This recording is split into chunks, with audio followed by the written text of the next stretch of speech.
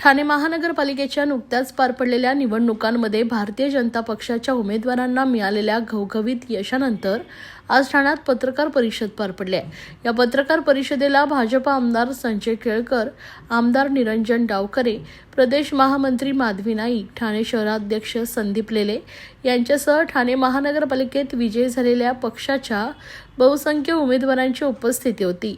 यावेळी आमदार संजय केळकर यांनी ठाणेकर मतदारांचे मनपूर्वक आभार मानलेत। जनतेने भारतीय जनता पक्षावर दाखवलेल्या विश्वासाबद्दल कृतज्ञता व्यक्त करत त्यांनी माध्यमांचेही सकारात्मक व वस्तुनिष्ठ वार्तांकनांसाठी विशेष आभार मानलेत। आमदार निरंजन डावखरे यांनी पत्रकार परिषदेत निकालाचे सविस्तर विश्लेषण मांडले। त्यांनी सांगितले की भाजपने एकूण 38 जागा लढवून त्यापैकी 28 जागांवर विजय मिळवला असून हा स्ट्राईक रेट अत्यंत उल्लेखनीय आणि समाधानकारक आहे।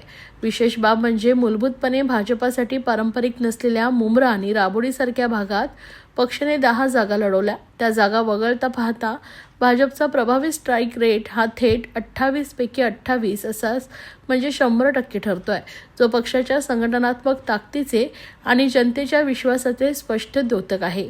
यावेळी आमदार निरंजन डावखरे यांनी या यशामागील प्रेरणास्त्रोत असलेल्या आदरणीय पंतप्रधान नरेंद्र मोदीजी यांच्या दूरदृष्टीपूर्ण नेतृत्वाबद्दल कृतज्ञता व्यक्त केली आहे। तसेच महाराष्ट्राचे मुख्यमंत्री देवेंद्र फडणवीस यांच्या ठाम निर्णय क्षमतेमुळे आणि विकासाभिमुख धोरणांमुळे राज्यात भारतीय जनता पक्षाविषयी जनतेचा विश्वास अधिक दृढ झाल्याचं त्यांनी नमूद केलं आहे। यासोबतच महाराष्ट्र प्रदेश भाजप अध्यक्ष रवींद्र चव्हाण यांनी दिलेले सातत्यपूर्ण मार्गदर्शन, संघटनात्मक बळकटी आणि कार्यकर्त्यांशी असलेला थेट संवाद यामुळेच ठाण्यात एक घवघवीत यश मिळू शकले असंही त्यांनी स्पष्ट केलं आहे। ठाणे शहराध्यक्ष संदीप लेले यांनी या यशाचे श्रेय पक्षाच्या सर्व कार्यकर्त्यांच्या मेहनतीला दिलेत।